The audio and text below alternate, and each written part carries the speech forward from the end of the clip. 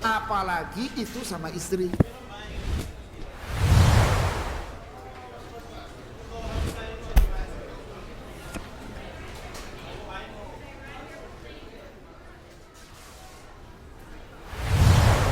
Apa itu menyesal? Kalau nanya boleh ya boleh, Mas. Bismillahirrahmanirrahim. Assalamualaikum warahmatullahi wabarakatuh.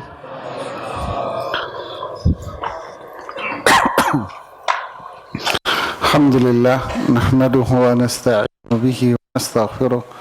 Assalatu wassalamu ala Rasulillah wa ala alihi wa ashabihi wa man ihtada bihadihi ila middin, amma ba'd. Para jemaah sekalian,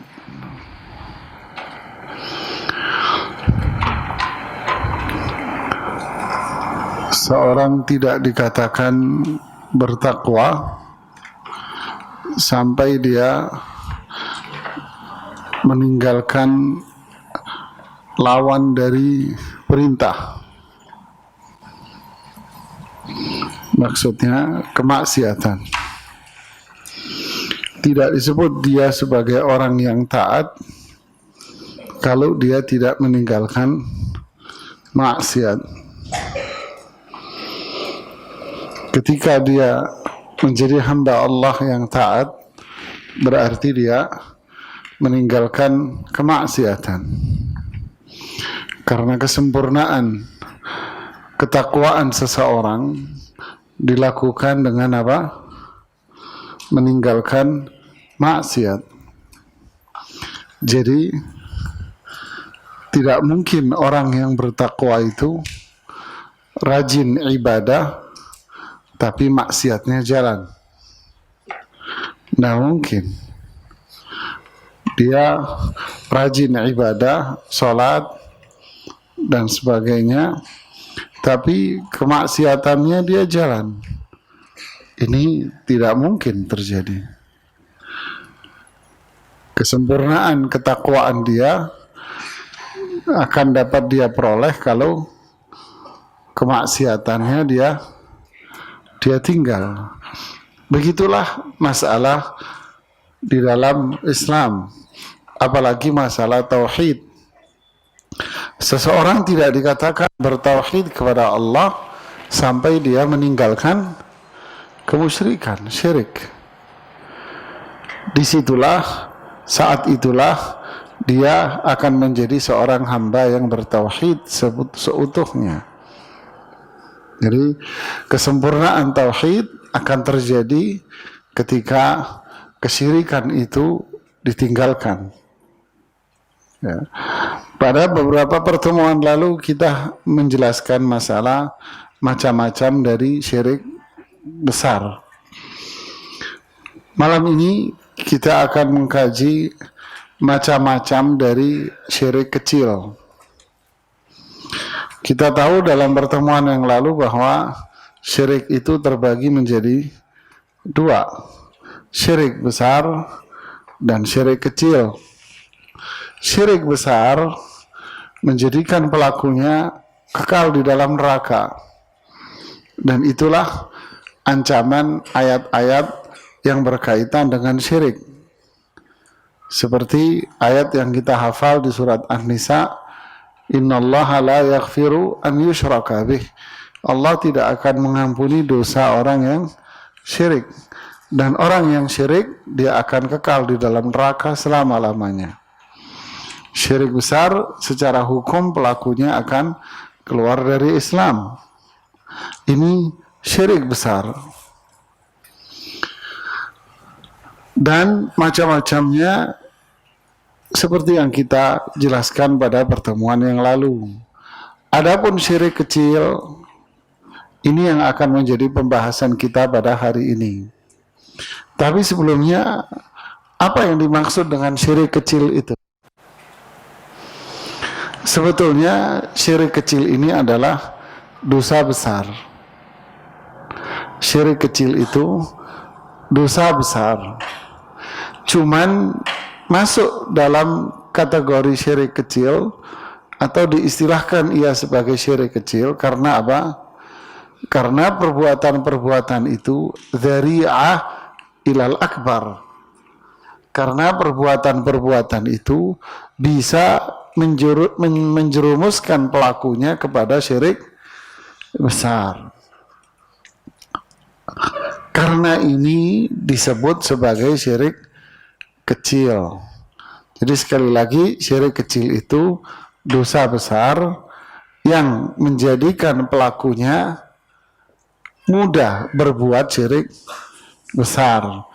Artinya pula ini jadi jembatan bagi seseorang untuk masuk ke dalam syirik besar, sarana yang kuat menjadikan dia melakukan syirik besar. Makanya disebut sebagai syirik kecil. Faham? Faham atau belum? Faham ya, disebut sebagai syirik kecil. Berarti pelakunya tidak kekal di dalam neraka. Dia tahtal masyiah, kehendak Allah. Ya.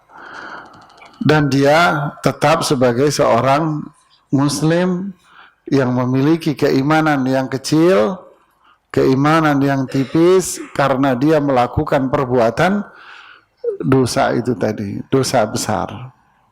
Nah, inilah namanya syirik kecil. Ya. Walaupun dia kecil, tapi cabai rawit, cabai yang gede itu pedas enggak? Yang pedas yang mana? Yang kecil, Pak. Artinya jangan disepelekan, Allah itu bukan syirik besar. Tidak, ini bisa menjadikan pelakunya berbuat syirik besar. Ini berbahaya. Mau kecil mau besar tetap namanya apa? Syirik. Jadi mau besar mau kecil tetap disebut sebagai syirik. Artinya itu berbahaya yang harus kita hindari. Apa aja macam-macam syirik kecil ini? Pertama di sini disebutkan riya. Apa itu riya? Tentu riya ini lawan dari ikhlas. Riya ini berbuat suatu ibadah, tapi tujuan dia, keinginan dia, niatan dia dari ibadah yang dia lakukan itu apa? Satu, ingin disanjung orang.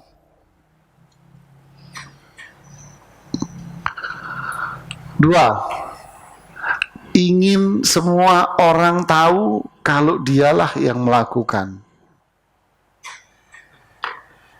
Faham?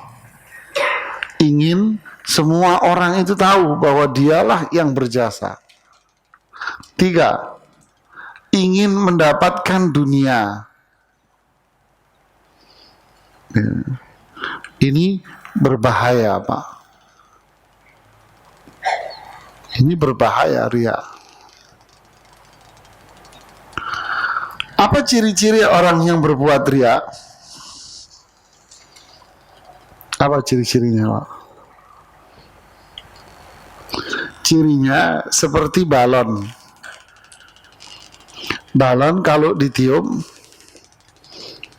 membesar, mengembang dia. Kalau nggak ada yang niup, menciut kecil dia. Maksudnya apa? Apa maksudnya? Kalau dipuji orang, dia membesar, Pak. Senang sekali dia, bangga dia. Makasih, Pak ya, makasih. Senang dia dipuji orang, Pak. Fenomena umpama paling rentang itu kalau menurut saya orang pergi haji. Dia mau berangkat haji sudah rentang dengan riya, Pak. Apa itu? Dia pengen semua orang tahu kalau dia berangkat haji, sum'ah. Dia pengen semua orang itu tahu kalau dia berangkat haji. Kemudian ketika orang memuji, dia bangga. Wah, Bapak berangkat haji ya. Makasih Pak, makasih. Seneng dia. Kalau nggak ada orang yang memujinya, nggak mengembang balonnya Pak. Mintas Pak. Ya. Ini ciri-cirinya Pak. Kemudian ciri-ciri lain, ketika dia beribadah di hadapan orang dengan ibadah ketika dia dalam kesendirian itu berbeda. Saya ambil contoh. Dia biasanya nggak pernah itu yang namanya sholat duha itu nggak pernah dia. Dia nggak sholat duha dia. Tapi giliran pengajian hari itu pengajian duha. Iya. Datang orang-orang di situ ada yang sholat duha, ada yang ini. Dia masuk ngelihat teman-temannya pada sholat duha, dia ikut-ikutan duha. Padahal biasanya tidak pernah sholat. Lu barangkali dari situ mulainya. Oke. Setelah itu pulang dari situ sholat duha nggak di rumahnya? Saya mengatakan ini tanda-tanda. Contoh lagi, ketika dia sholat di rumahnya, sholatnya cepat Pak. Cepat dia sholatnya.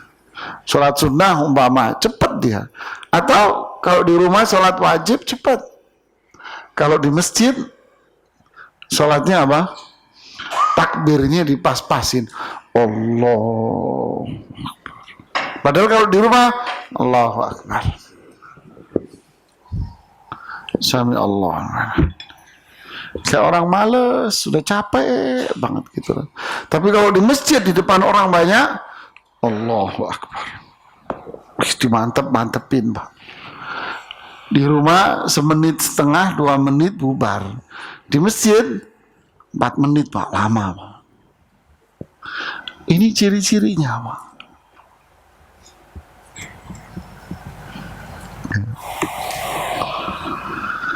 Jadi antara yang dia perbuat di hadapan orang banyak dengan yang dia perbuat ketika dia sendiri beda, jomplang Pak. Seperti para ulama mengatakan tentang ikhlas. Ikhlas itu apa? An yastawi indak madihuhu wa dhammuh. Ada orang muji, ada orang mencela, bagi Anda itu sama saja. Kemudian dia beribadah di tempat ramai, di tempat sepi, bagi dia sama. Justru dia lebih senang beribadah ketika sepi, nggak ada orang. Seperti para ulama salaf dahulu. Ketika mereka sepi, mereka mengaji Al-Quran, menangis. Ketika di hadapan orang, ditutup mushafnya, disembunyiin. Kemudian air matanya dibersihin, bersih. Kalau orang lihat nangis, enggak, pilek Pak, pura-pura. Dia sembunyikan biar orang tidak tahu apa yang dia perbuat.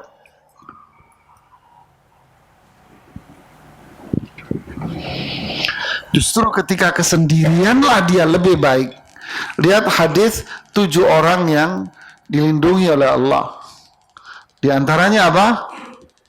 Wa rajulun dzakarallaha khalian fafadat ainah. Seseorang yang beribadah kepada Allah, berzikir kepada Allah di tengah kesendirian, dia sambil menangis dia. Kesendirian, sepi di rumah, sendirian berzikir, nangis dia di situ. Kemudian yang berikutnya apa? Wa rajulun anfaqa yaminuh fa akhfaha hatta la ta'lama ma yunfiq hatta la ta'lama shimaluhu ma yunfiqu yaminuh. Seseorang yang bersedekah lalu disembunyikan sehingga tangan kirinya tidak tahu apa yang disedekahkan tangan kanannya. Dia sembunyi apa yang diperbuat.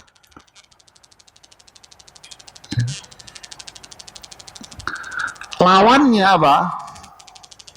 Itulah indikasi riaknya. Dia lebih senang berbuat di depan orang banyak dibanding dia berbuat sendiri. Kalau sepi, taringnya keluar dia, Pak. Taringnya keluar dia sudah.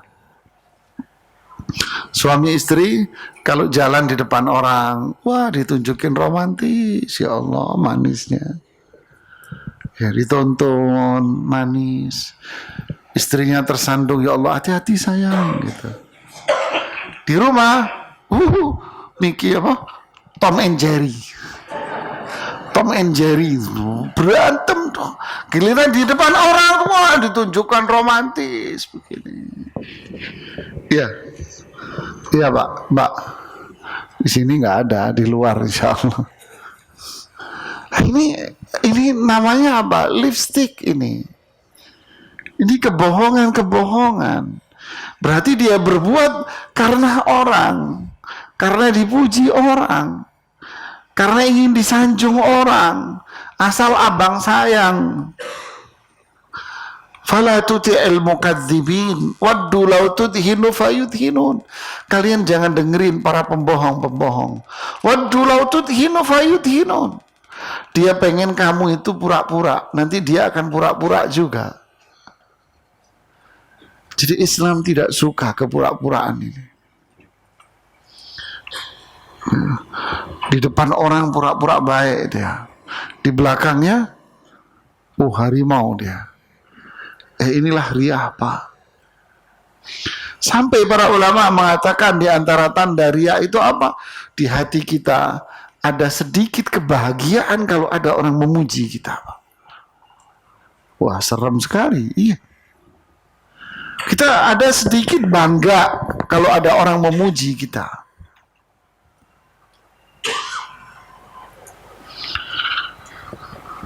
Inilah Pak, bahayanya apa? Riya. Kenapa riya dikategorikan syirik? Karena berlawanan dengan apa tadi? Keikhlasan. Dia tidak murni kepada Allah. Syirik kecilnya itu apa? Dia berbuat memang cari pahala kepada Allah.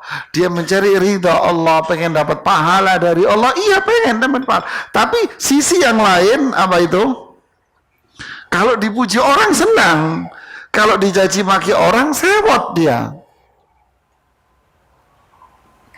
Kalau dia lihat orang banyak suka dia, tapi kalau sendiri males dia. Kalau ada fulusnya semangat dia, nggak ada fulusnya, ngapain? Jadi inilah letaknya. Rentang syirik besarnya apa? Rentang syirik besarnya adalah dibuang semua yang namanya untuk Allah, justru ini yang dia kejar. Sudah di hatinya tidak ada cari pahala dari Allah karena Allah untuk Allah tidak ada. Yang ada dalam hatinya apa? Sudah untuk manusia ini full murni untuk manusia. Ini syirik besar bahaya. Makanya disebut yang kemarin dengan syirik apa? Syirik niat. Niat dia tidak ada untuk Allah, murni untuk manusia.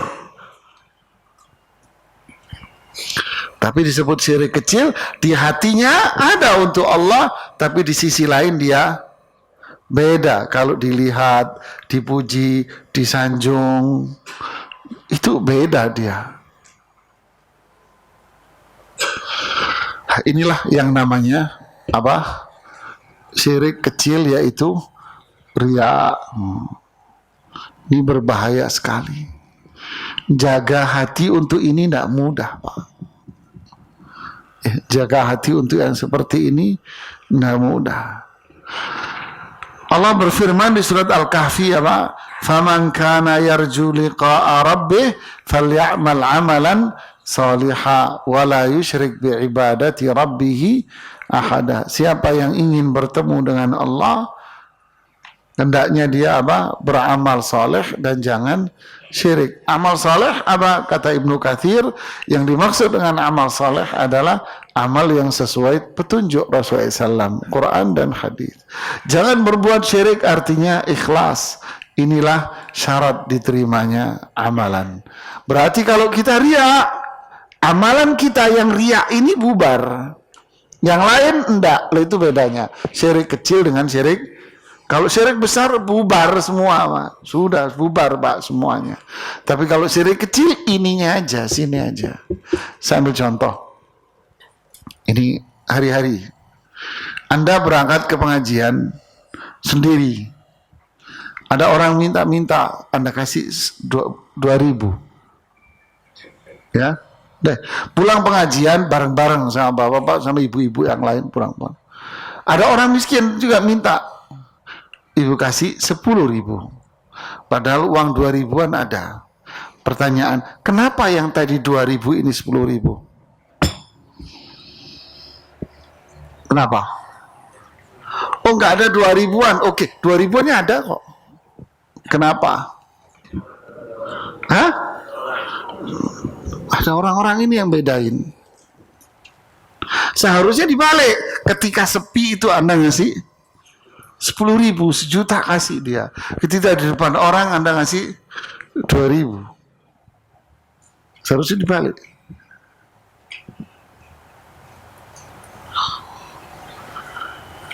Sering nggak terjadi di mata kita? Sering, Bu. Sering. Masak di rumah. Kalau dipuji sama suaminya seneng minta ampun. Nggak dipuji besok nggak dimasakin kamu masak. Itu bahaya itu niatannya begitu.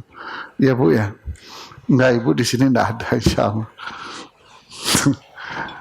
Jadi ini ria ini penyakit yang merusak kita. Pulang haji dipanggil Pak Haji, Bu Haja. Seneng Pak. Sumringah kata orang Jawa. Tertawa dia panggil. Kartu namanya ganti, tambahin Haji. Sampai rekeningnya pun saya pernah bayar orang mau habis beli rak buku.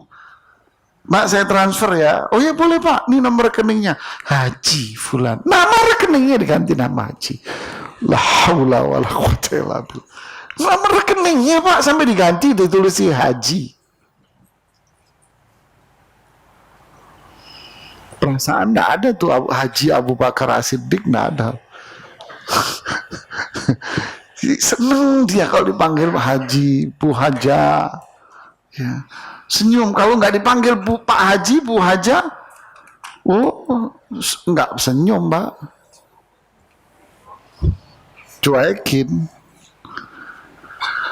Nah, inilah riya dalam berbuat, Pak. Ya. Kemudian Rasulullah SAW bersabda di sini apa? Inna akhwaf ma akhafu alaikum. Yang paling saya takutkan dari apa yang saya takutkan atas kalian adalah syirik kecil. Ar-riya. Yaqulullahu azza wa jal yaumal qiyamah. Nanti Allah akan berfirman di hari kiamat. Idza jaran nasa bi a'malihim. Ketika Allah menghisab amalan-amalan manusia. Apa itu, Mas?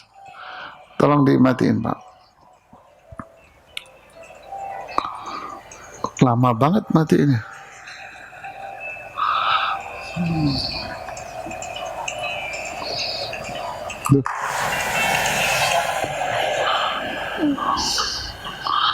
Ya, di hari kiamat kelak Allah akan mengatakan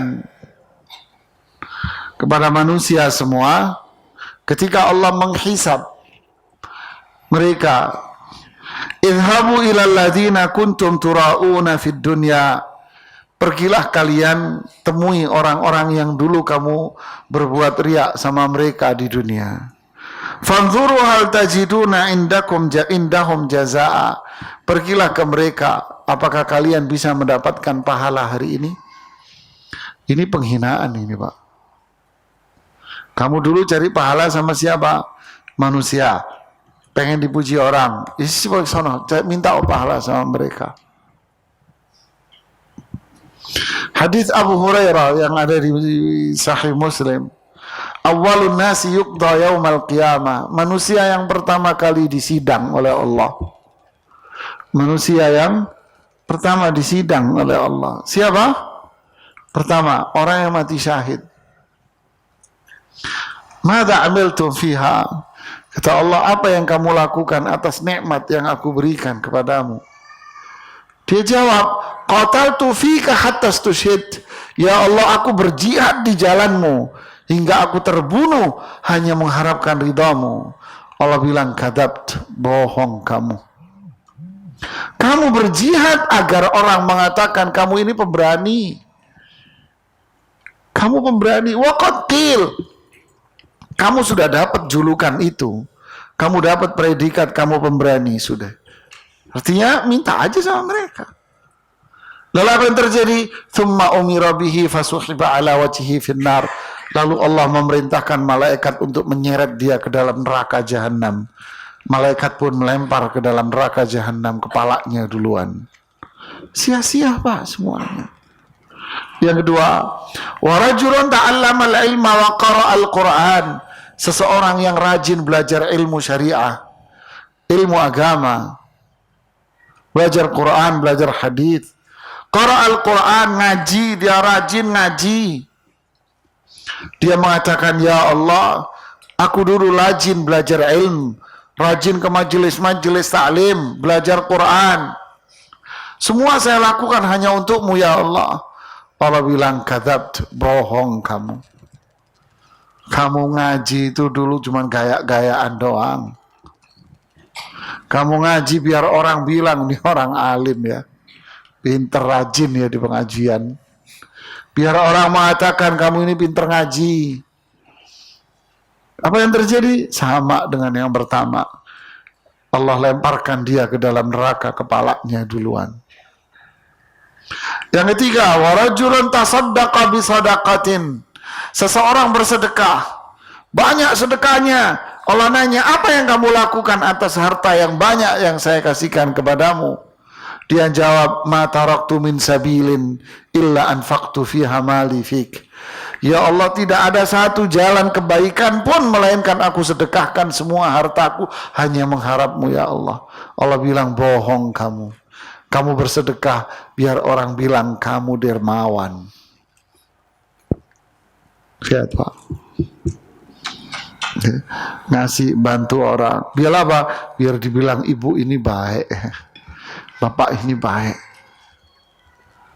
Belajar ilmu, kenapa? Macam-macam. Datang ke majelis taklim hanya ingin dipuji orang, ingin dinilai, wah ini rajin ngajinya, bukan karena Allah. Akhirnya amalnya dia itu sia-sia saja. Allah nggak nilai amalnya. Allah masukkan dia ke dalam neraka jahanam. Nah inilah Pak. Illa man atallaha biqalbin salim. Orang yang menghadap Allah dengan hati yang bersih, dia yang selamat. Hati yang bersih itu apa? Hati yang berserah diri hanya kepada Allah. Ikhlas. Di hatinya tidak ada manusia. Mau dilihat orang, mau nggak dilihat orang, mau sendiri sepi, mau rame, mau dipuji, mau dicaci maki orang. Bagi dia semuanya apa? Nggak ngaruh Pak. Dipuji orang banyak, terus ngasih sedekahnya banyak. Pulang ajar deh. Udah dikasih nggak terima kasih, kabur lagi. Terima kasih kayak ngucapin makasih banyak. Emang manusia nggak ada. Jadi berarti dia ngasih orang biar apa? Ciri penghuni surga apa? Yang di surat Al-Insan. Manuridu minhum jazaan wala syukura. Kami tak menginginkan balasan. Dan kami tidak mengatakan, kami tidak ingin manusia mengucapkan terima kasih.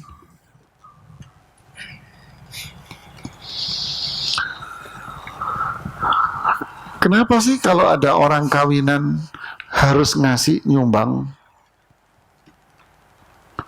Jawabannya apa? Nanti kalau saya ngawinin biar apa?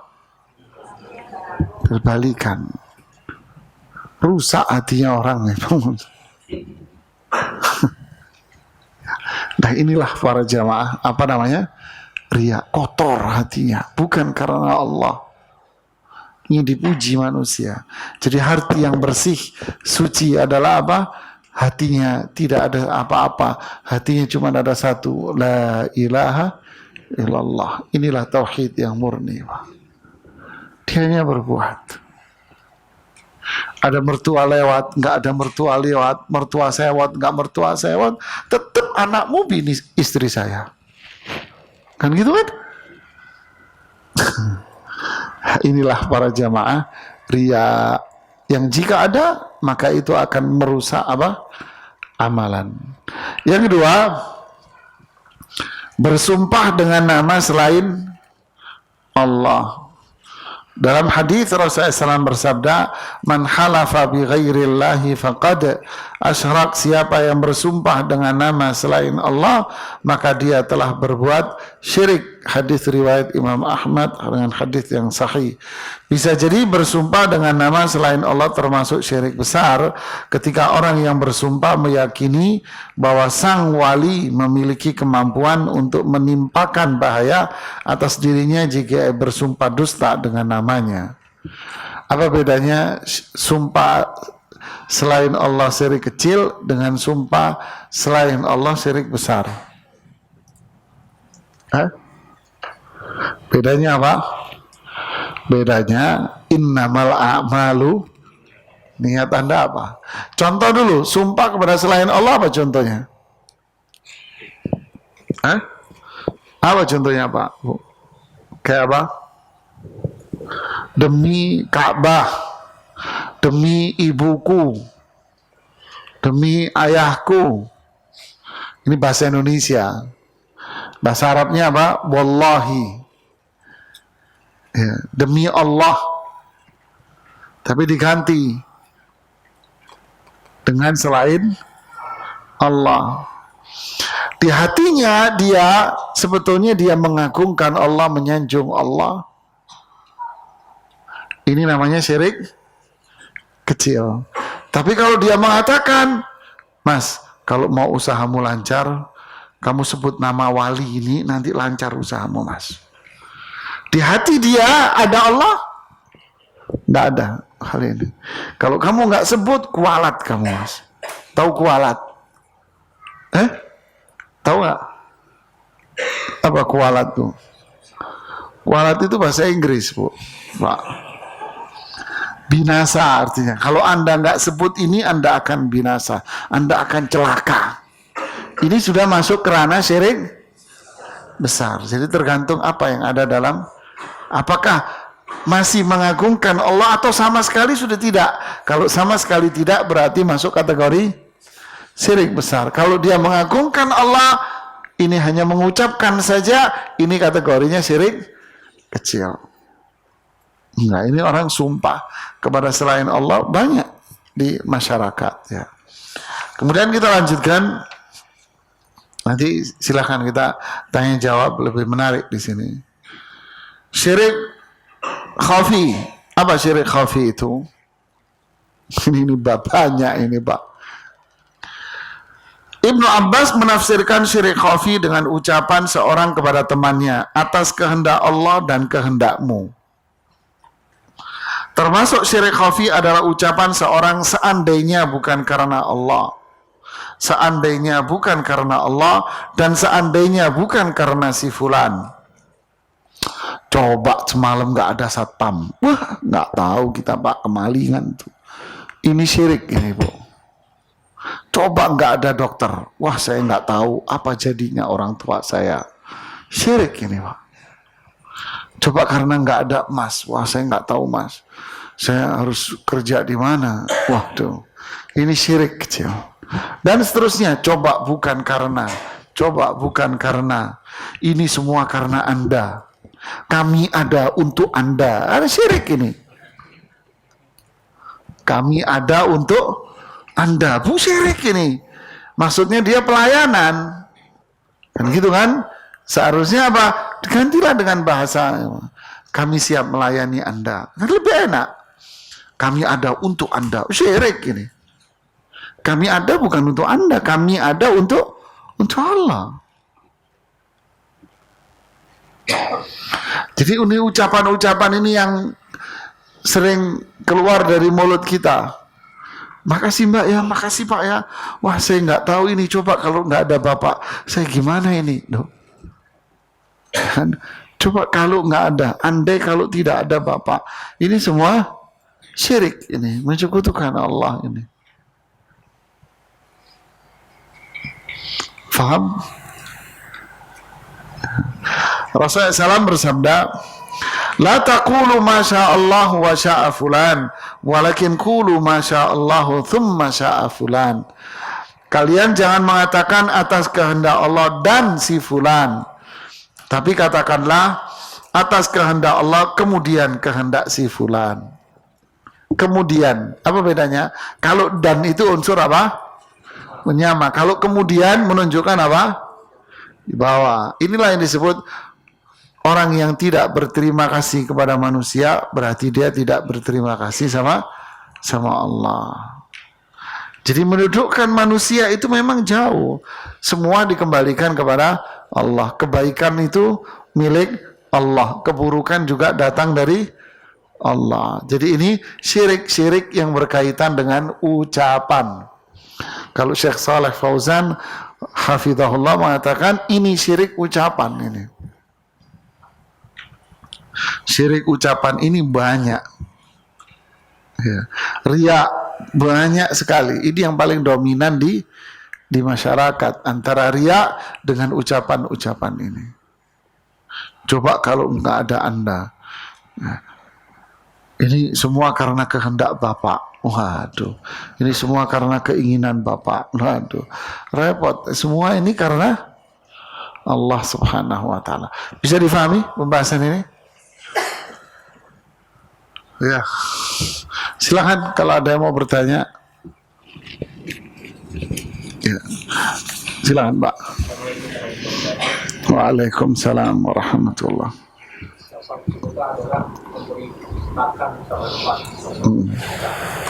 Nah ini kan tadi bilang ya kalau kita ngajak makan atau sholat gitu, kan pasti sebenarnya tujuan sih untuk membahagiakan sholat.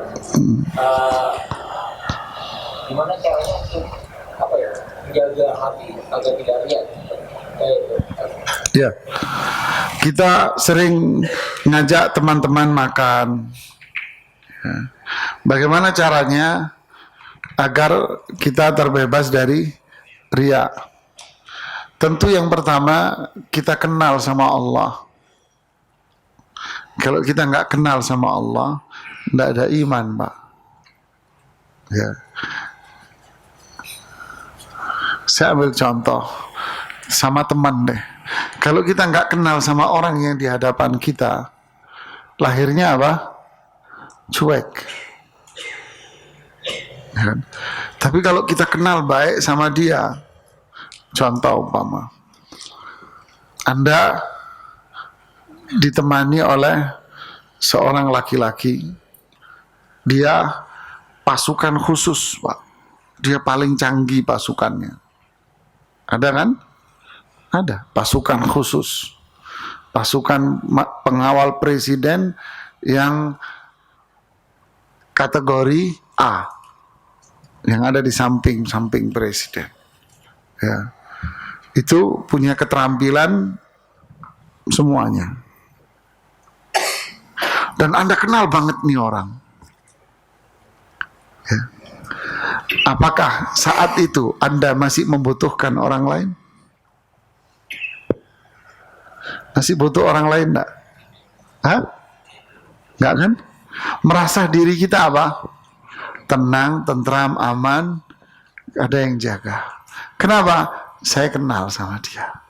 Tapi kalau saya nggak kenal, hah? Saya pernah cerita di sini. Beliau pengawal presiden di baris A, sampingnya. Dulu zaman Pak SBY, sampingnya Pak SBY. Sekarang zaman Pak Jokowi, di samping Pak Jokowi. Rumahnya di Garut. Pulang, Wah. Ngantuk, capek. Namanya orang ngantuk, kadang di bahunya orang, dan bahunya gitu kan. Jadi maki-maki orang di sebelahnya, Pak. Terus Pak, ya udah Ustadz, namanya orang dimaki-maki, ya diem.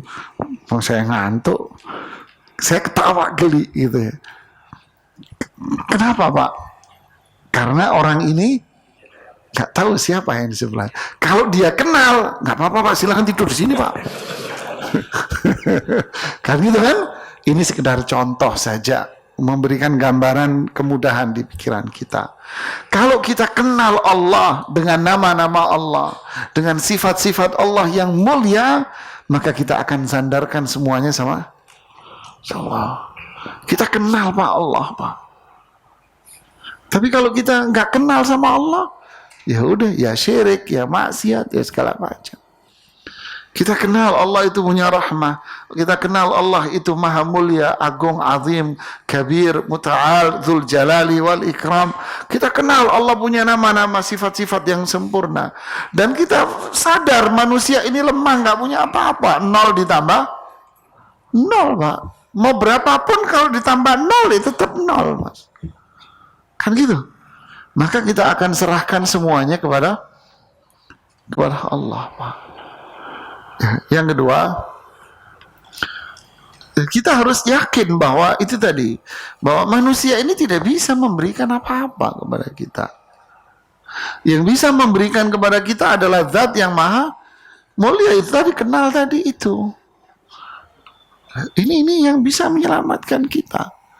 Akhirnya kalau sudah seperti itu, ya kita hanya bersandar sama Allah sudah. Apa artinya semuanya?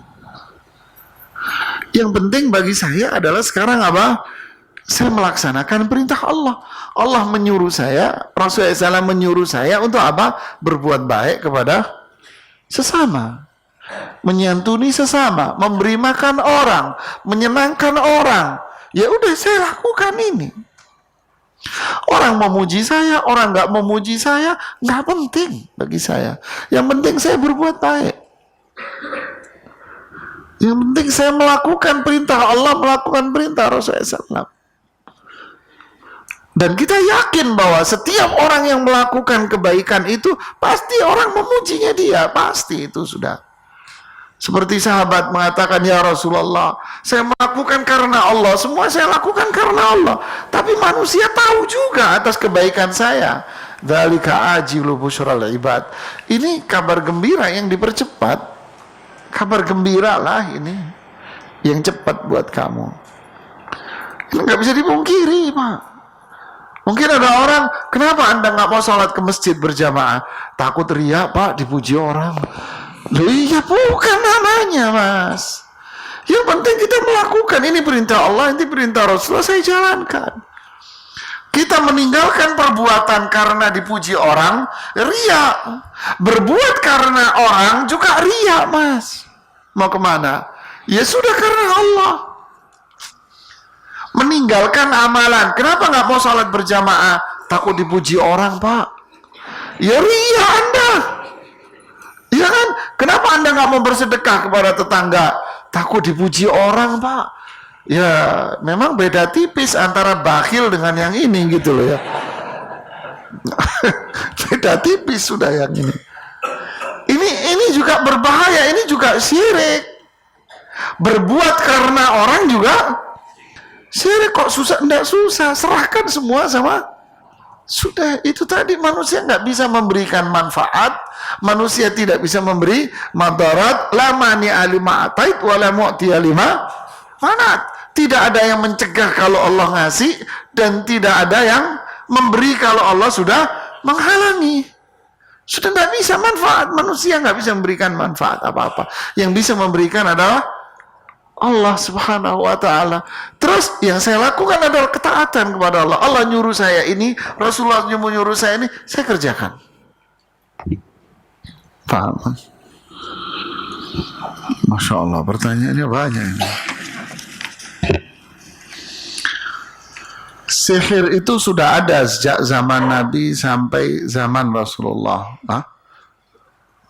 Sejak zaman Nabi, maksudnya zaman Nabi-Nabi dulu kali ini.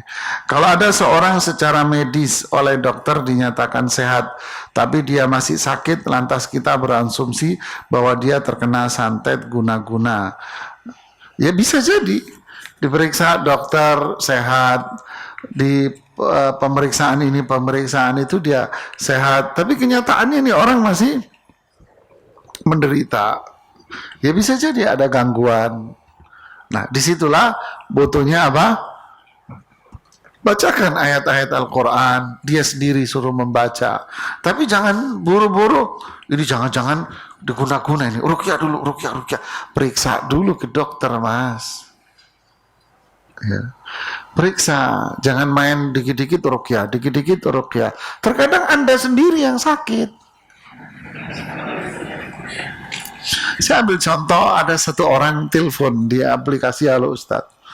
Ustadz, ya mau nanya, ya ini ayah saya menikah lagi. Enggak, ibu saya, ayahnya atau ibunya lah, pokoknya lah salah satunya.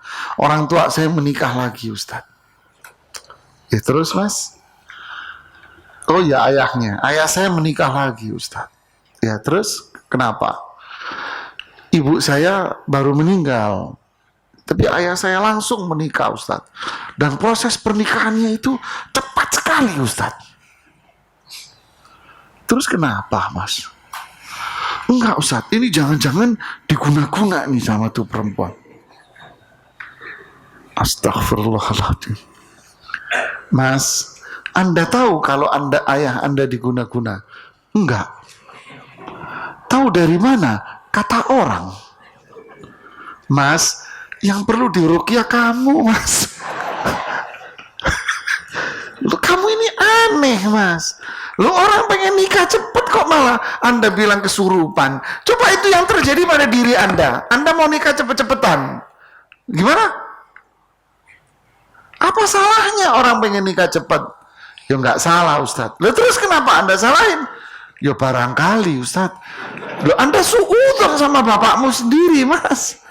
Loh, inilah manusia kadang aneh. Kayaknya perlu diruqyah, Ustadz. Ibu saya ini perlu diruqyah, Ustadz. Mas, kamu yang rada miring otakmu. Masa kamu suudzon sama ibumu sendiri? Dan inilah kadang manusia. Jadi apa? Periksa dulu secara medis. Lihat dulu secara medis. Kalau tidak ada apa-apa kok, Mas, normal, tapi dia masih kesakitan, nah mungkin dia sihir atau apa. Dan siapa ruqyah yang paling baik? Ruqyah yang paling baik adalah diri sendiri. Manggil ustadz, minta diruqyah nggak boleh. Oke, Anda manggil ustadz, sembuh, ustadznya pulang, balik lagi setannya. Jadi dia sendiri nggak mau. Jadi apa? Ibda binafsik, mulailah dari diri Anda sendiri. Prinsipnya orang yang rajin sholat, zikir setelah sholat, zikir-zikir yang lain, dekat sama Allah, ya setan tidak mau. Kan gitu kan? Setan tidak mau. Walaupun rumah Anda ada setannya, biarin aja. Namanya makhluk juga pengen tempat tinggal gratis, nah apa, biarin aja. Kenapa Amar diomongin, ya kan, gitu kan? Ya sudah, biarin aja. Anak saya yang paling kecil belum 2 tahun, tahu-tahu berhenti di tangga. Pain mau, pain. Sana pulang. Kakaknya sama mamanya, waduh.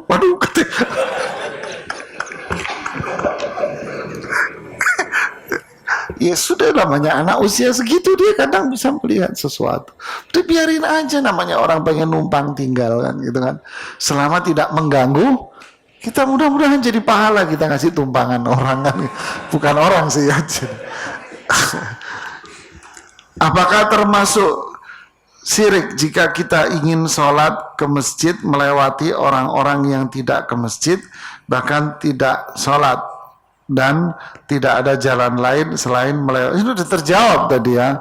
Ya, jangan sampai kita tidak mau melakukan ketaatan karena takut dipuji orang. Ini bagian dari syirik juga.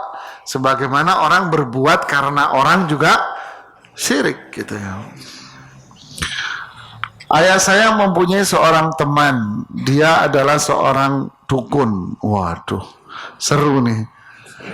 Tapi ayah saya tidak tahu kalau dia itu dukun. Ya, nggak seru lagi ini. Dia tahu temannya ini seorang kiai. Waduh, cakep.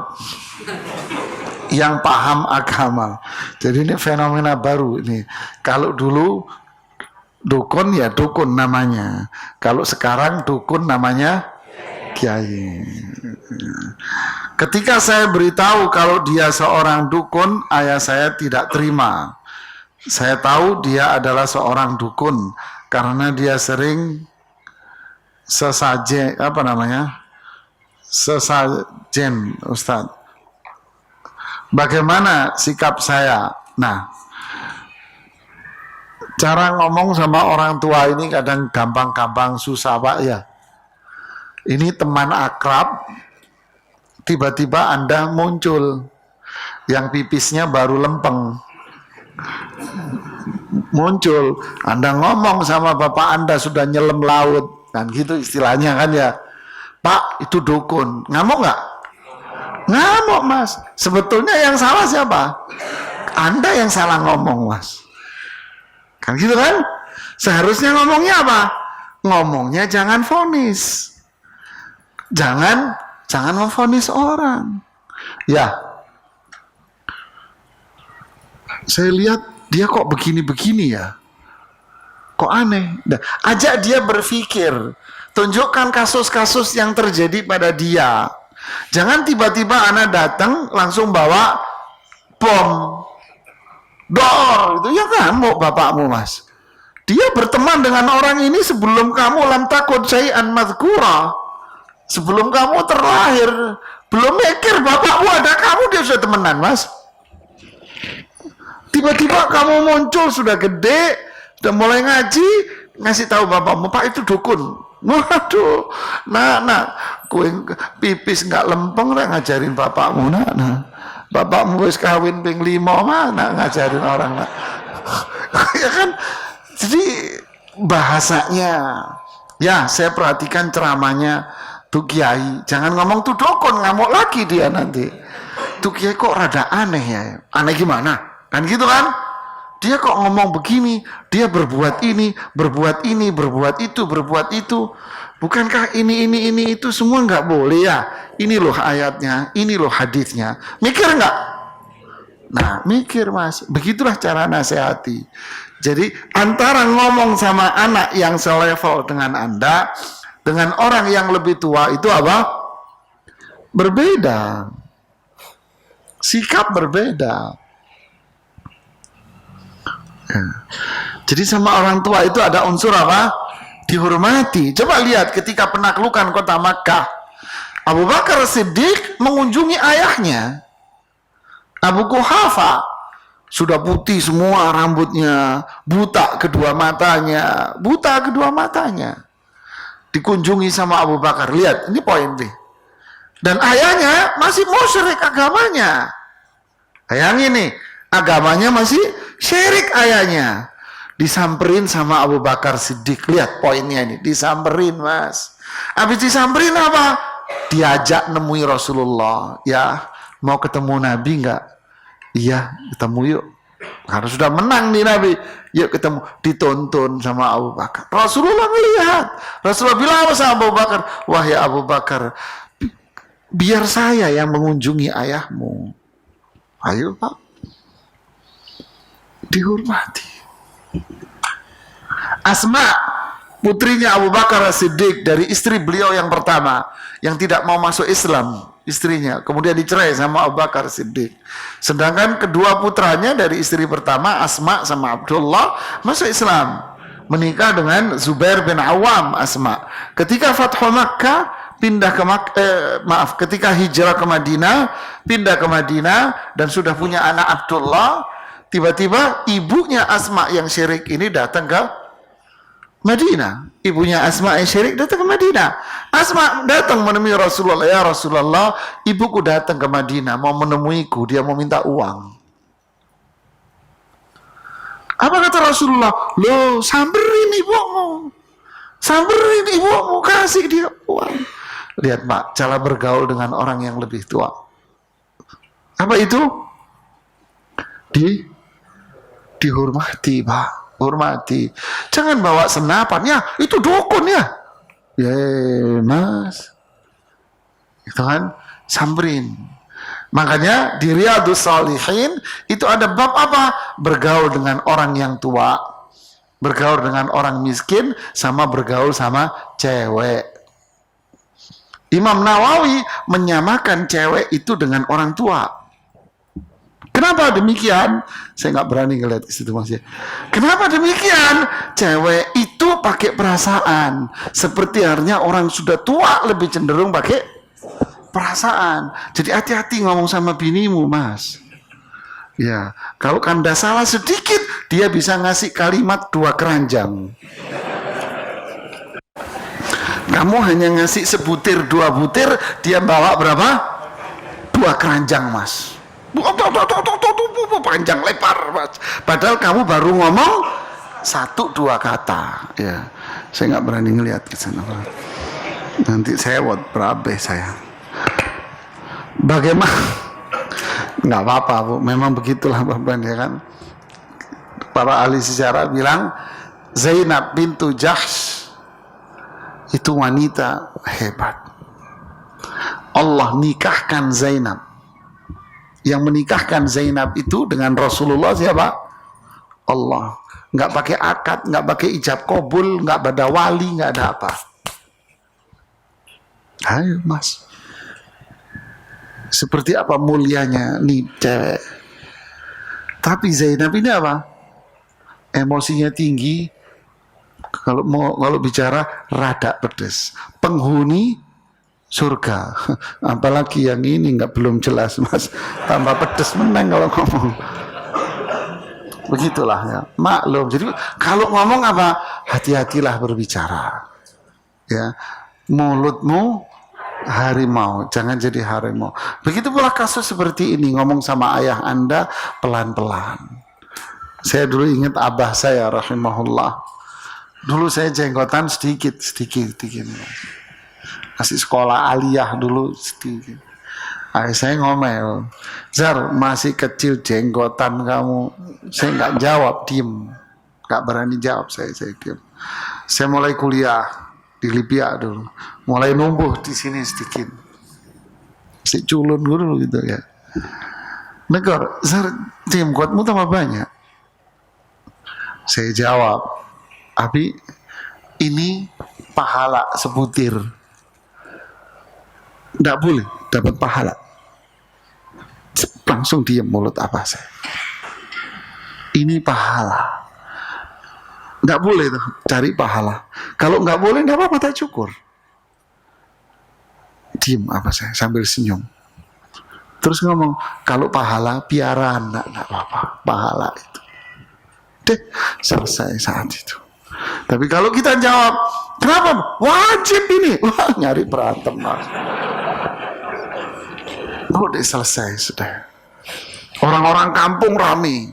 Itu Nizar masih kecil jenggotan, dijawab dengan jawaban yang sama apa? Ente ini repot amat sih. Orang cari pahala ente larang. Deh, selesai terus. Begitulah Pak. Kita berbicara sesuai dengan orang yang di hadapan kita. Khatibin nasa qadra uqulihim. Ajak bicara orang sesuai taraf umur, taraf pemikiran dia gitu. Oke, bagaimana cara pelaksanaan akikah yang benar? Ya undang-undang kita Mas, gimana sih? Mau makan sendiri, nggak bisa Mas. Enggak. Akikah gimana cara akikah? Ya akikah itu intinya apa? Kambing aja sudah. Nyembelih kambing. Terus masa kambing doang? Ya sama nasinya. Ya nasi putih boleh, nasi warna-warni boleh. Sudah itu Mas. Terus dimasak sesuai dengan masakan yang Anda masak sehari-hari. Jangan ikut-ikutan orang. Oh masak gulai, padahal nggak ngerti gulai. Akhirnya apa? Rasanya nggak ke timur, nggak ke barat. Nggak karu-karuan rasanya. Ya sudah masak sesuai dengan Anda biasa. Masa ini silahkan masak. Saya lihat ngikut-ikutan Pak. Akhirnya nggak kemakan, nggak enak. Jangan ngikut-ngikutan orang Arab. Orang Arab punya bumbu sendiri Pak. Ya masalah sesuai dengan selera Anda aja sudah. Jadi akikah itu apa? Nyembelih kambing, dikasih ke fakir miskin dalam bentuk apa? Makanan sudah siap saji, sudah disantap. Ya. Itu standarnya. Kalau Anda mau tambahi dengan bergedel, tambahi dengan sate ayam, tambahi dengan ayam goreng, ya silakan aja. Kalau punya fulus, kalau nggak punya fulus ya cuman ini aja. Yang bikin runyam itu kan apanya? Bengeknya ini. Bengeknya ini. Padahal kambing seekor berapa? Berapa kambing seekor? Hah? Berapa? 3 juta. Itu Idul Adha, Mas. Kan kalau hari gini paling 1 juta, Mas. Hari gini paling 1 juta. Saya kalau beli biasanya 600.000. Serius, tapi saya nggak mau perut, nggak mau isi perut, nggak mau kulit, nggak mau kepala, nggak mau ini. Ambil sono, saya mau dagingnya doang. Anggap 1 juta, 1,5 juta. Sama nasinya masak sendiri di rumah berapa? Berapa, Bu? 2 juta, Bu? Hah? 2 juta. Seekor. Seekor itu berapa? Paling 10 kilo. Yang layak korban. Ya. Makanya yang bikin berat itu apa? Bengeknya ini loh.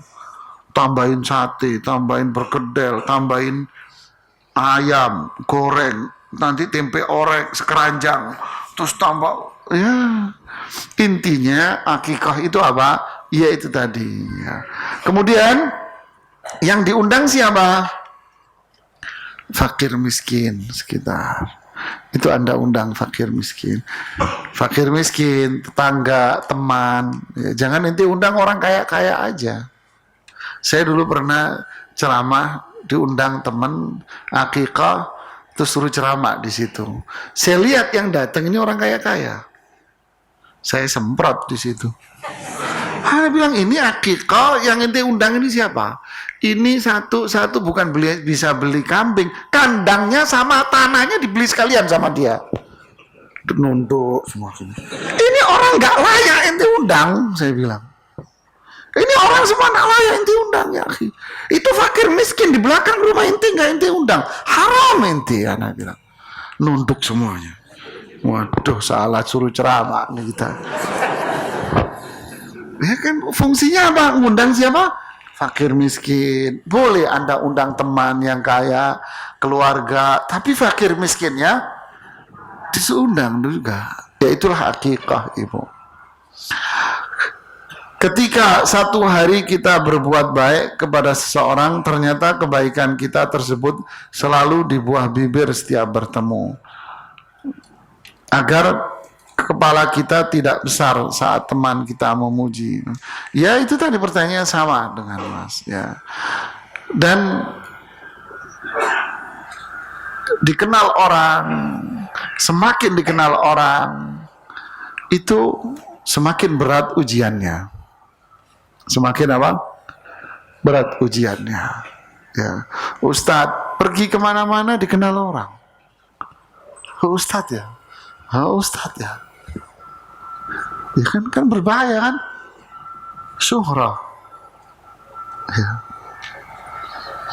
Kita jalan, saya pernah jalan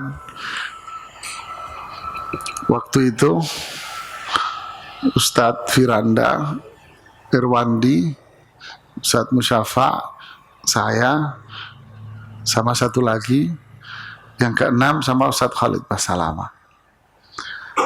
Ustadz Khalid mundur semuanya, suruh menjauh. Kenapa? Ustadz Khalid kayak semut dikerubunin orang. Ustadz Khalid. Apalagi cewek-cewek kayak barang apa namanya cacing kepanasan itu loh. Ada Ustadz Khalid. La haula wala quwata. Kita keleng-keleng, kabur kata Ustadz Firanda, kabur ke sana. Ustadz Firandanya yang diuber orang. Ustadz Firanda. Berangkat ke sana Ustadz Irwandi yang dikaburin. Anak sama Ustadz Musyafa waktu itu baru pulang dari Saudi. Ustadz, alhamdulillah, selamat berdua. Begitulah Ibu. Syuhra itu, ketenaran itu apa? fitnah. Semakin dikenal orang, godaan untuk menjaga keikhlasan itu semakin apa? Semakin berat. Dan itu nggak bisa dipungkiri. Anda di komplek rajin ke masjid, warga komplek tahu kalau Anda rajin ke masjid, ya enggak? Sudah, itu cobaan. Oh, cobaan untuk menguji apa? Menguji keikhlasan kita. Anda berusaha untuk sedekah, ngumpet-ngumpet, tapi mau nggak mau warga komplek tahu kalau Anda rajin sedekah. Tahun pertama nggak, 2, 3, tambah dikenal, ya nggak? Warga yang tak tinggal di komplek, di kampung sebelah tahu semua. Kalau mau minta bantuan ke rumahnya dia itu tuh baik, orangnya mesti ngasih. Iya nggak? Ya inilah ujian untuk menjaga ikhlas semakin berat, Pak.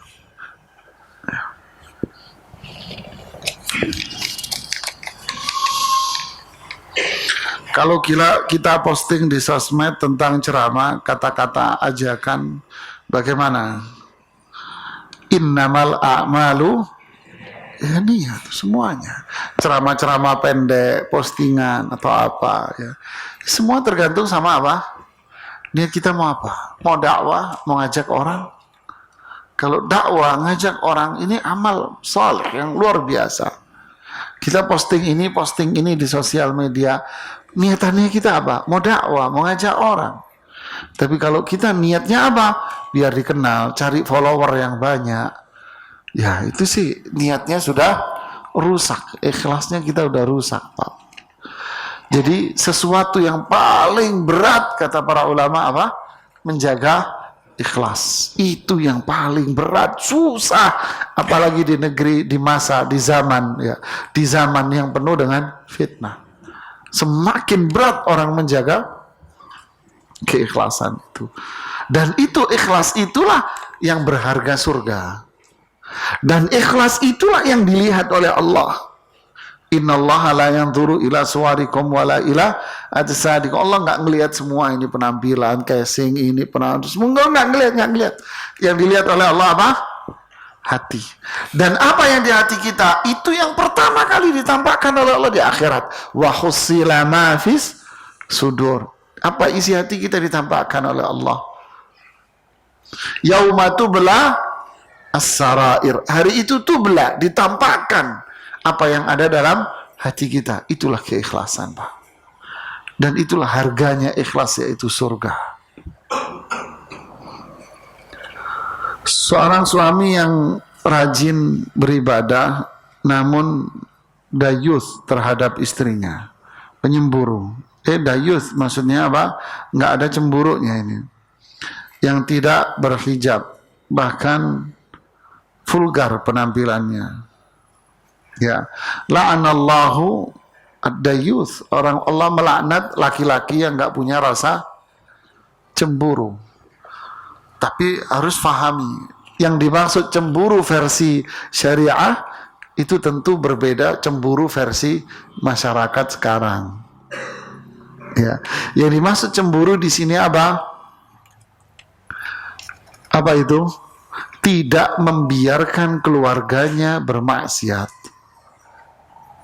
Ya, berarti kalau nggak punya rasa cemburu berarti apa? Membiarkan istrinya, membiarkan suaminya, anak-anaknya bermaksiat dengan bebas, dibiarkan sama dia.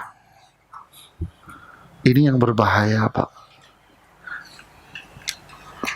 Ini zaman sekarang dia ibadah, rajin sholat, apa, tapi istrinya tak berjilbab, anak-anaknya nggak berjilbab, bahkan parah pakai celana pendek, jual bakpao. Wah, repot kalau udah begitu. Ini ingat yang tadi, ketakwaan tidak hanya dengan menjalankan apa? Perintah, tapi ketakwaan akan sempurna dengan meninggalkan maksiat. Kalau kasus seperti itu berarti dia belum meninggalkan maksiat. Itu berbahaya. Bagaimana caranya menyatakan apa ini? Menyadarkan seseorang yang sering melakukan bid'ah. Sama caranya apa? Nasihati pakai dalil. Jangan dituduh, itu bid'ah mas, menyesatkan mas. Ya, ngajak berantem namanya. Disadarkan dengan apa? Dengan dalil. Ya. Saya ceritakan di beberapa majelis taklim. Dulu ini cerita sudah lama. Saya habis ngisi pengajian di salah satu perkantoran, pengajian pulang kerja. Sampai bis Isya selesai, saya pulang, hujan deras sekali. Saya nunggu di parkiran. Parkirannya sudah sepi, sudah tidak ada orang. Di situ ada saya, ada 2 orang. 2 orang ini salah satu yang nyamperin saya. Assalamualaikum Beb, manggil saya Habib. Tangan saya dicium, sekali-kali deh ciumnya. Cium terakhir. Saya kasih dicium, kasih. Sekali-kali deh biarin. Beb, maka saya Beb. Saya diam, saya nggak ngomong apa-apa. Ini bahaya ini. Beb, habis pengajian ya? Oh iya Mas. Di tempat saya rajin Beb, pengajian Beb. Di sono dia sebut nama daerah gitu ya. Rame Beb, pengajian Beb. Penuh Beb, sampai keluar-keluar Beb. Oh ya. Malam Jumat Beb, pengajiannya Beb. Oh, maulid maksudnya dia. Saya diam, saya nggak ngomong Beb. Dia sendiri, burung beo, ngomong sendiri. Saya diam. Anu Beb, yang ngisi sebut nama Habib Fulan. Oke. Saya pengen nanya Beb, itu acara-acara begitu tuh baik nggak sih Beb? Waduh, bahaya nih. Oh ya. Acaranya rame Mas ya? Saya bilang, oh ya, saya kirim dulu. Oh ya, rame. Habis maghrib, iya Beb, habis maghrib. Oh. Terus sampai Isya maulidnya. Iya, maulidnya sampai Isya. Karena mereka tahu pengajian itu apa? Maulid. Sudah. Sampai Isya. Iya, Isya biasanya lanjut Beb. Oh, lanjut ya. Iya. Terus sholat Isyanya di mana? Berhenti dia. Tengok-tengokan. Sholat Isya kapan?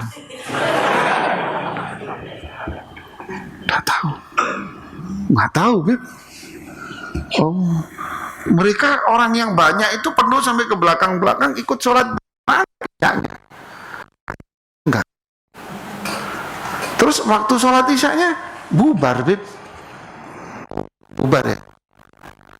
Apa emang Beb? Enggak, saya cuma bingung Mas. Kalau memang itu baik, seharusnya sholat berjamaah hanya 27 derajat. Bener juga Habib. Bener juga Habib. Kalau memang itu baik, seharusnya dia sholat berjamaah dapat pahala gede. Bener Bib? Nggak bener tuh orang-orang. Alhamdulillah sukses. Saya berhasil. Jadi kita harus pandai-pandai. Itu tadi, kepada siapa kita. Lebih lagi saya ngisi pengajian di daerah mana gitu. Ceritanya kayak kebon-kebon gitu. Jakarta, masuk Jakarta. Saya ngisi selalu. Udah ada ibu-ibu nanya, rupanya ibu ini ustazahnya di kampung situ. Pak mau nanya Pak. Pak, waduh. Bid'ah itu apa Pak? Apa semua bid'ah sesat Pak? Kita soalnya Pak, di sini sering melakukan ini. Saya nunduk, diam. Ini teman-teman yang berangkat sama kita tak dikduk gini. Wah, nggak pulang nih kita nih. Saya nunduk, diam. Ibu, maaf Ibu. Ibu punya anak. Loh, saya nanya bid'ah apa Ustadz? Saya jawab, tapi Ibu jawab dulu pertanyaan. Kenapa? Yang punya kendali siapa? Dalangnya. Kan gitu kan? Oh iya. Ibu jawab dulu pertanyaan saya, nanti saya jawab. Ibu punya anak? Iya. Suatu hari Ibu nyuruh anak Ibu beli telur. Saya bilang, beliin telur nak. Pulang-pulang beli Indomie. Anak ibu bilang, bu ini Indominya. Loh kok nak beli Indomie? Kan ibu suruh beli telur. Anak ibu bilang, menurut hemat saya, Indomie lebih enak daripada makan telur. Kalau nggak ada nasi kenyang, ada nasi pun tambah enak. Tapi kalau telur nggak ada nasi nyangkut bu di sini bu, udah enak. Kira-kira apa jawaban ibu? Apakah ibu mau menerima Indomie ini? Nggak bisa Ustaz, saya nggak mau. Pokoknya saya mau telur. Oh gitu bu ya? Ibu nggak mau terima? Nggak mau terima. Itulah Islam ibu. Oh gitu ya? Iya. Itulah Islam. Kalau kita berbuat sesuatu yang tidak ada syariatnya dalam Quran, Allah nggak ngasih contoh, sahabat nggak pernah, tabiin nggak pernah, yang ngasih pahala itu siapa? Diem ibu itu. Iya. Ada lagi ibu mau nanya? Nggak ada pak. Jadi, nah barulah di situ ditekenin. Jadi itulah yang namanya bid'ah bu. Ditolak sama Allah, nggak dikasih pahala. Oh ya, dari belakang. Sambil berdiri maju pak. Wah runyam nih.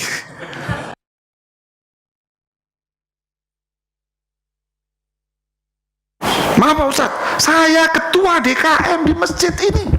Nggak ada selama manakib ini. Ternyata semua ini bid'ah. Saya umumkan mulai hari ini tidak ada lagi acara-acara itu. Wassalam. Tutup. Loh. Jadi tergantung itu tadilah khatibin nasa qadra uqulihim, ajak bicara orang sesuai kemampuan akalnya Pak. Contoh banyak di masyarakat ya. Kita bicara sama siapa? Orang awam, tidak paham, yang fanatik dengan itu. Mas ini katanya bid'ah ya. Bahasanya Anda ganti sedikit. Mas ini tidak ada tuntunannya Nabi mas. Nabi nggak ngelakuin. Nabi lebih enak di kuping kan bagi mereka. Nah, tapi kalau bagi pengajian orang yang sudah paham, sudah ngerti apa hukumnya ini Ustaz? Beda lah sambil melotot. Beda ngomong yang dolal gitu. Nggak apa-apa. Anda melotot sudah apa-apa. Apakah riya termasuk munafik? Loh iya. Inti orang munafik itu apa? Ya riya. Kalau nggak puji orang dia mana mau dia berbuat. Seperti kisah Abdullah bin Ubay. Rasulullah SAW. Di luar Rasulullah SAW, la tunfiqu ala man inda Rasulillahi hatta yanfaddu. Kalian jangan membantu Rasulullah SAW. La nukhrijannal a'azzu minhal adzal. Nanti orang-orang kuat dari kita akan mengusir Muhammad dari Madinah, kita balikin Muhammad ke Mekah. Yang ceritanya disebutkan dalam surat Munafiqun. Panggil sama Ibnu Ubay, kamu ngomong begini. Wah, tidak mungkin ya Rasulullah, engkau Rasul manis ngomongnya. Turunlah surat Al-Munafiqun. Hanya awal sampai akhir itu cerita mereka.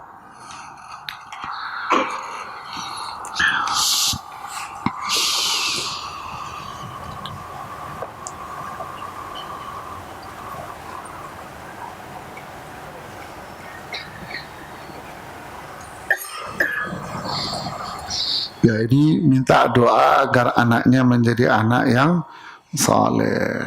Apa doanya?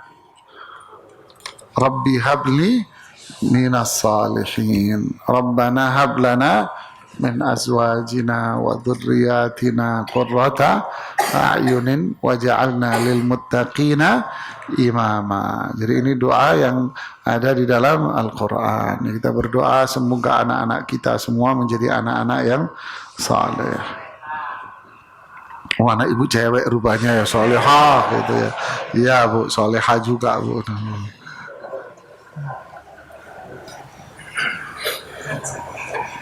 Ya, jika kita bersedekah dipuji-puji orang, padahal kita di hati tidak ada yang memuji kita. Ya itu tadilah, setiap kebaikan itu pasti dilihat orang, dan nanti setelah itu pasti orang akan memuji. Nah inilah pentingnya menjaga keikhlasan. Jangan terpengaruh dengan pujian orang, dan jangan merasa kecil dengan cacian orang. Jangan merasa besar dengan pujian orang, jangan merasa kecil dengan cacian orang.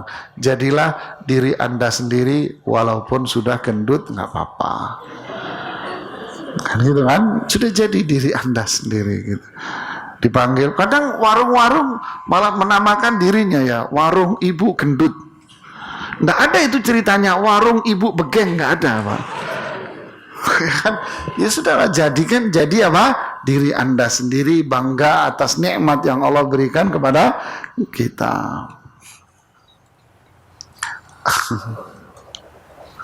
Apakah niat untuk menikah, menjaga diri dari keluarga yang masih awam adalah niat yang kurang tepat?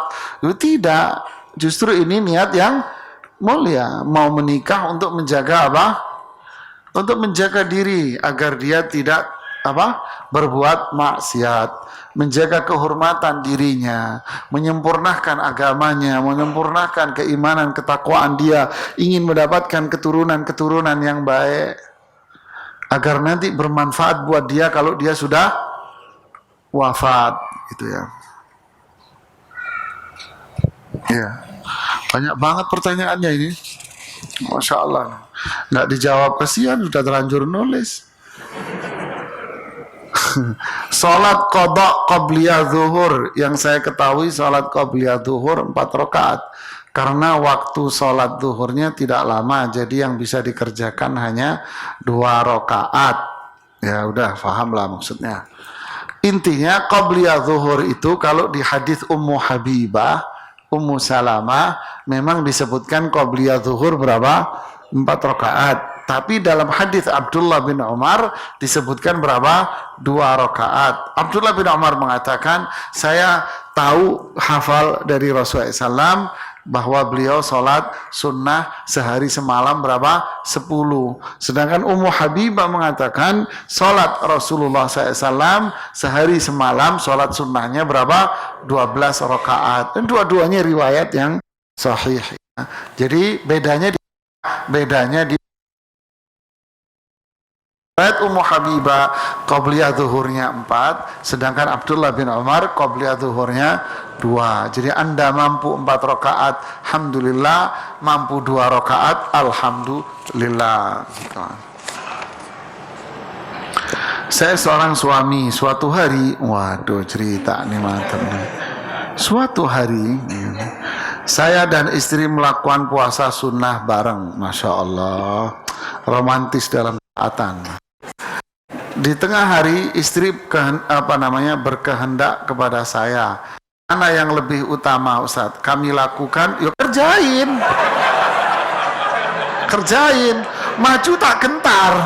Emang gua biarin Belanda nyerang, kita serang juga tuh Belanda ya.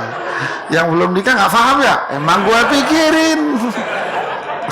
Nggak apa-apa, batalin. Seperti layaknya kalau kita puasa diundang orang makan, batalin. Ini istri Anda ngundang makan, ya makan. Ya, nah ini intinya pertanyaannya di situ lah. Ya sudah, undangan diterima dengan senang hati, ahlan wa sahlan gitu. Ya.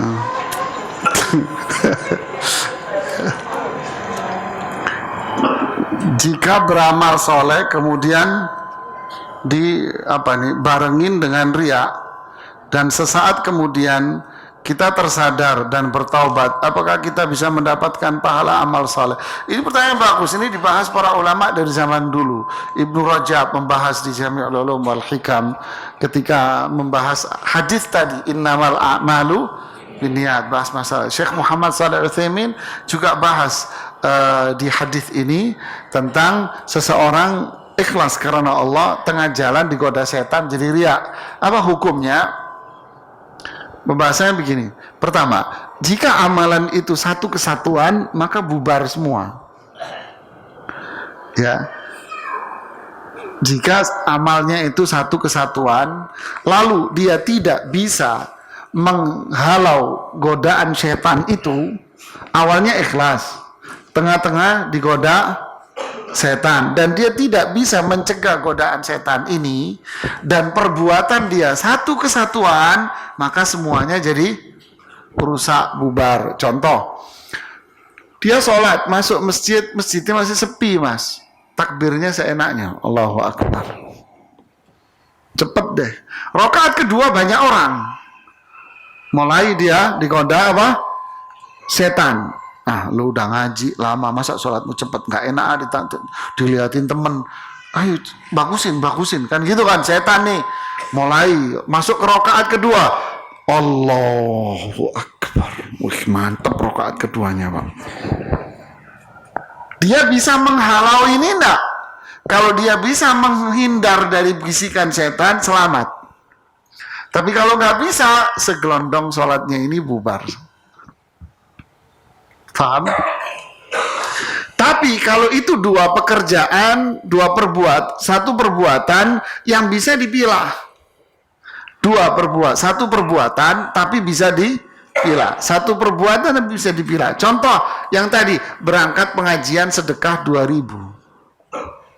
Pulang pengajian sedekah 10.000. Kenapa 10.000? Nggak enak. Kan gitu kan? Nggak enak sama teman-teman sedekah 2.000 jadi 10.000. Ah, berarti apa ini? Riya. Berarti yang diterima yang mana? Yang 2.000, yang ini enggak. Karena apa? Satu pekerjaan yaitu sedekah tapi terpisah. Faham? Tapi kalau dia sholat tadi dia bisa menghalau di tengah jalan, maka dia akan selamat. Tapi kalau dia tidak bisa memeranginya, ya bubar semuanya.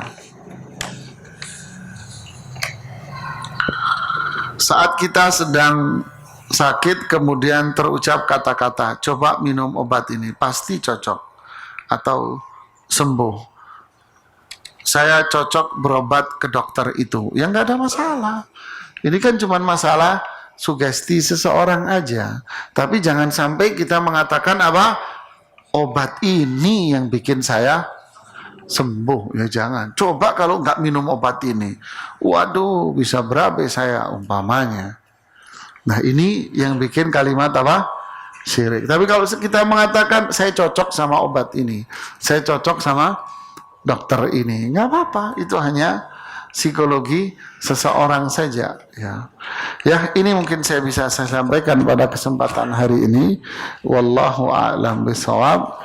Memang sengaja biasanya materi-materi ini pertanyaannya banyak. Materi sejenis ini, materi fikih itu biasanya pertanyaannya setumpuk gitu ya. Kalau materi sirah, sejarah, cerita itu lebih seneng ngapain? Bengong, dengerin gitu. Masya Allah, Masya Allah. Ada pertanyaan, nanya apa ya? Kang Bala gitu ya. Ya ini bisa saya sampaikan, mudah-mudahan bermanfaat buat saya dan kita semua. Mohon maaf jika ada kata-kata yang kurang berkenan di hati. Subhanakallahumma bihamdik, asyhadu an la ilaha illa anta, astaghfiruka wa atubu ilaik. Assalamualaikum warahmatullahi wabarakatuh.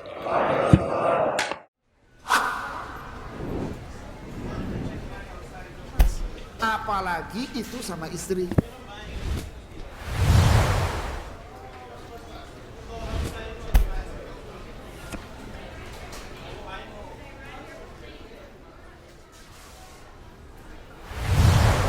Apa itu menyesal? Kalau nanya boleh ya boleh mas.